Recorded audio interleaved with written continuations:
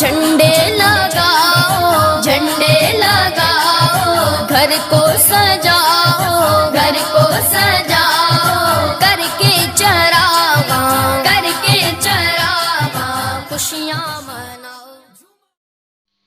بسم اللہ الرحمن الرحیم، صلو علی الحبیب صلی اللہ تعالی علیہ وسلم۔ گلستان سعدی کتاب آپ پڑھتے ہوئے آ رہے ہیں اور الحمدللہ گلستان سعدی کی آپ نے 12 حکایتیں مکمل پڑھ لی ہیں، 13ویں حکایت چل رہی ہے۔ اب 13ویں حکایت کا آدھا سبق آپ پڑھ چکے، اب یہاں سے آدھا سبق جو باقی رہ گیا ہے وہ اگلا پڑھایا جا رہا ہے۔ تو یہ 13ویں حکایت کا آپ نے حاصل کلام یعنی کہ خلاصہ سمجھ لیا، بتا دیا گیا تھا۔ کیا اس کا حاصل کلام خلاصہ یہ ہے کہ بادشاہ اپنے اوپر لالچی آدمیوں کو دہد و دہشت سے دروازہ نہ کھولے، یعنی کہ بادشاہ کو چاہیے کہ بادشاہ لالچی آدمیوں کو اپنے اوپر دینے لینے سے دروازہ نہ کھولے، بلکہ مصلحت کے ساتھ کام لینا چاہیے۔ اور اگر بادشاہ کا دروازہ لالچی آدمیوں کا دروازہ بادشاہ پر کھل گیا ہے تو پھر کسی کے لیے کھلنے کے بعد سختی سے بند نہ کرنا چاہیے۔ یہ اس حکایت کا حاصل کلام بیان کیا تھا۔ اب آپ یہاں تک پڑھ چکے جو انہوں نے بیان کیا، یعنی کہ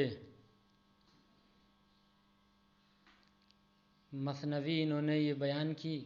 2 شعر کہے تھے تو آپ وہ پڑھ چکے۔ اب اس سے اگلا جو رہ گیا ہے وہ دیکھیے۔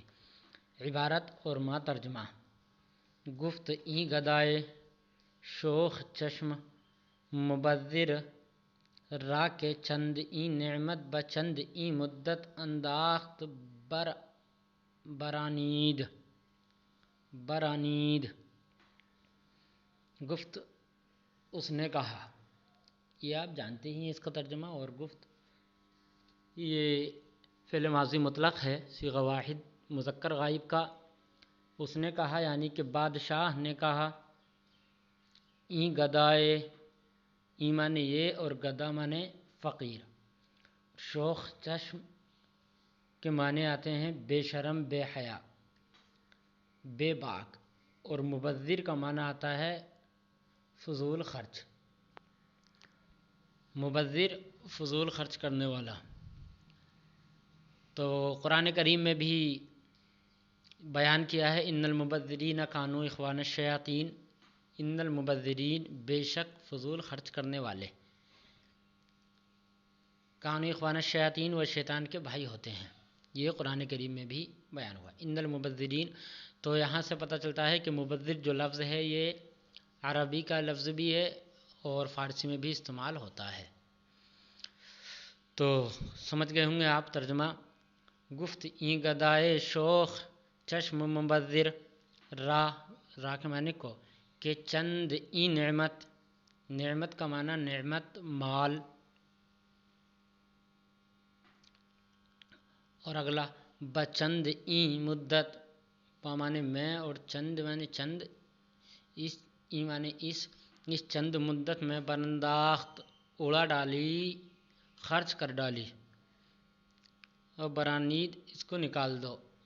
اس فقیر کو۔ یہ پیچھے سے جو ترجمہ ہے، پیچھے جو عبارت ہے این گدائے شوخ چشم مبذر را برانید، یہ ہے اصلی عبارت۔ تو دیکھیے، گفت این گدائے شوخ چشم مبذر را کے چند این نعمت بچند این مدت برانداخت برانید۔ بادشاہ نے کہا اس بے شرم، بے حیا، فضول خرچ فقیر کو، جس نے اس قدر مال یا اتنا مال اس چند مدت میں فضول خرچ کر دیا، فضول خرچ کیا، برانید نکال دو. اب ایسا ترجمہ لگا لو، اس فقیر یعنی کہ اس بے شرم بے حیا فضول خرچ فقیر کو نکال دو جس نے کہ اس قدر مال اتنی سی مدت میں خرچ کر ڈالا، اڑا ڈالا کہ خزینہ بیت المال لقمہ مساکین است، کہ مانے کہ خزینہ خزانہ. بیت المال کہتے ہیں یہ شاہی خزانہ، بیت المال اس سے مراد شاہی خزانہ ہے، اور مساکین یہ مسکین کی جمع ہے، اور مسکین کہتے ہیں اس کو جس کے پاس کچھ نہ ہو. ٹھیک، دیکھیے کہ خزینہ بیت المال، کہ بیت المال کا خزینہ یعنی بیت المال کا خزانہ، بیت المال کا خزانہ یعنی شاہی خزانہ مسکینوں کا لقمہ ہے، لقمہ مساکین مسکین کا لقمہ ہے. نہ تو اخوان الشیاطین، نہ مانے نہ، اور تو مانے خوراک، اخوان مانے بھائی، شیاطین شیطان کے، نہ کہ شیطان کے بھائیوں کی خوراک، یہ نہ کہ شیطان کے بھائیوں کی خوراک لقمہ. اب آگے دیکھیے کہہ رہے ہیں بیت، تو بیت یہ اس کے معنی آتے ہیں شیر، اس کی جمع ابیات آتی ہے. عبارت دیکھیے، ابلہ کہ او، یہ اصل لفظ ہے، کو جو ہے نا تو کیا ہے کہ او، ابلہ کہ او روز روشن شمع کافوری نہد زود بینی کش بشب روغن نباشت در چراغ. ابلہ مانے آپ جانتے ہیں بے وقوف، ابلہ کا معنی بے وقوف، ابلہ ہے ایک بے وقوف، کہ مانے کہ او کہ وہ، روز روشن یعنی روشن دن، روشن دن اجالے والا دن یعنی دن مراد ہے. شمع کافوری، کافوری شمع، اور یہ شمع کافوری اس موم بتی کو بولتے ہیں، ایسی شمع کو بولتے ہیں کہ جس میں خوشبو کے لیے کافور ملا دیا گیا ہو،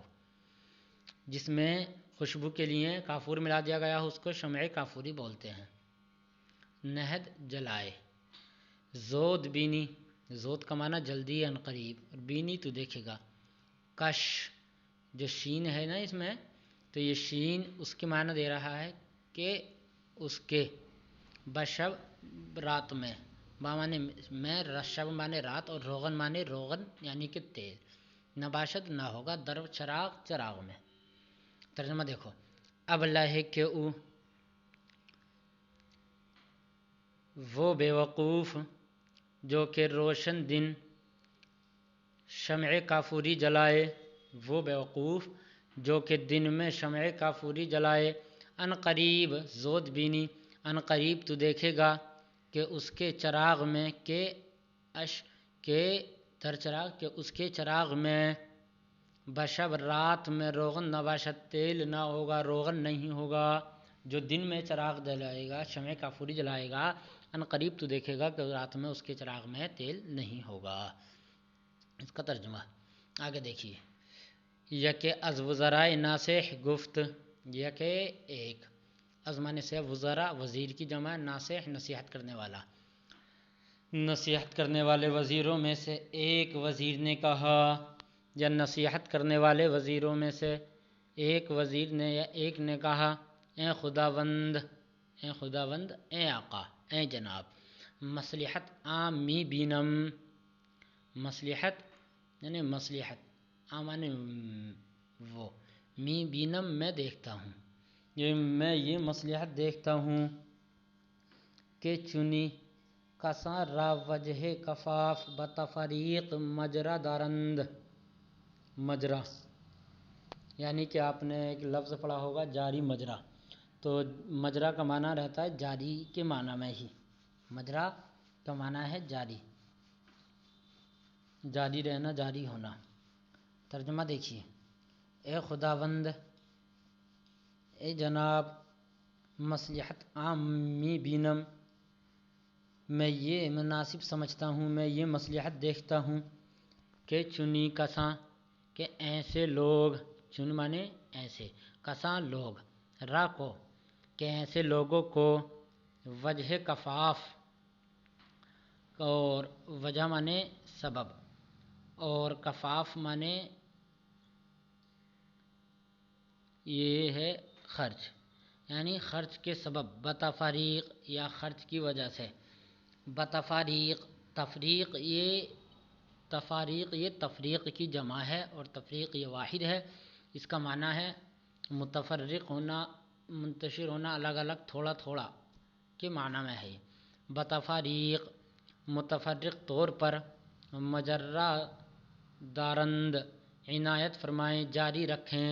مجرہ دارند جاری رکھیں، عنایت فرمائیں۔ اب ترجمہ دیکھو، میں یہ مناسب سمجھتا ہوں، میں یہ دیکھتا ہوں کہ ایسے لوگوں کو گزارے کی بقدر، یعنی کہ گزارے کی مقدار میں، جتنی مقدار میں ان کا گزارا ہو سکے، جو فضول خرچ کرنے والے ہیں ان لوگوں کے بارے میں کہہ رہے ہیں کہ میں دیکھتا ہوں ایسے لوگوں کو کہ گزارے کی مقدار میں بتفریق تھوڑا تھوڑا کر کر جاری رکھیں، عنایت فرمائیں، تا در نفقہ اسراف نہ کنند، تا مانے تاکہ نفقے میں اسراف نہ کریں، یعنی کہ فضول خرچ نہ کریں، تاکہ نفقے میں فضول خرچ نہ کریں، اسراف نہ کریں۔ اما آنچے فرمودی از زجر و منع مناسب ارباب ہمت نیست، اما مگر، آنچے جیسا کہ یہ جو کچھ، فرمودی مگر جیسا کہ، جناب نے، زجر کا معنی ہے جھڑکنا اور منع کا معنی منع کرنا، مگر جیسا کہ جناب نے جھڑکنے اور منع کر دینے کا حکم دیا، فرمودی فرمایا حکم دیا، مگر جیسا کہ بادشاہ نے جھڑکنے اور منع کرنے کا حکم دیا، صادر فرمایا، ارباب ہمت نیست، یہ ہمت والوں کے مناسب نہیں ہے، ارباب ہمت، ہمت والوں کے مناسب نیست، مناسب نہیں ہے، کہ یکے رابع طلف، کیا مناسب نہیں ہے کہ یکے رابع لطف امیدوار گردانیدن کے معنی کہ، یکے معنی ایک کو، کہ ایک کو یا کہ کسی کو بلطف مہربانی کے ساتھ یا مہربانی کے، یہ ہمت والوں کے لیے مناسب نہیں ہے، کہ کیا مناسب نہیں ہے کہ ایک کسی کو ایک مرتبہ مہربانی کر کے امیدوار بنا دینا، یعنی مہربانی کر کے بلطف، مہربانی کر کے امیدوار گردانیدن، امیدوار بنا دینا، امیدوار کر دینا، و بعض بنو امیدی خستہ کردن، اور پھر نا امید کر کے دل توڑ دینا، و بعض مانے پھر، بنو امیدی نا امید کر کے، خستہ کردن دل توڑ دینا، یعنی کہ یہ مناسب نہیں ہے کہ ایک مرتبہ مہربانی کر کے امیدوار کر دینا، امید لگائے گا، ایک بار مہربانی کر دو گے تو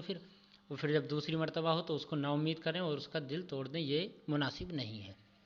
آگے دیکھیے کہہ رہے ہیں نظم، بروے خود در طمع باز نتوا کرد، چوں باز شد بدرستی فراز نتوا کرد، بروے خود، خود مانے اپنے، بروے